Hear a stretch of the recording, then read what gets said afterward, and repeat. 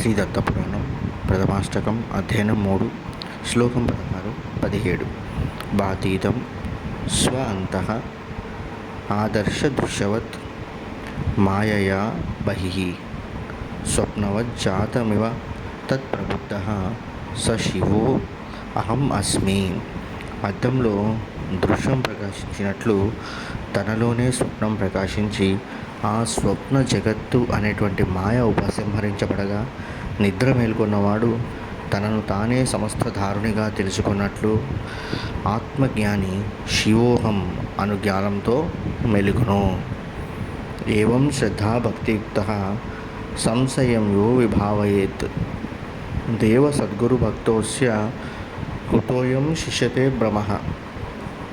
ఈ విధంగా దేవగురువులందు శ్రద్ధాభక్తులు కలిగి సంశయమును మాపుకొనినటువంటి వానికి ఈ లోకం సత్యము అనేటువంటి భ్రమ ఇంకా ఎందుకు మిగిలి ఉంటుంది అంటే, లోకం అనేటువంటిది సత్యము అనే భ్రమ మిగిలి ఉండదు అని భావం.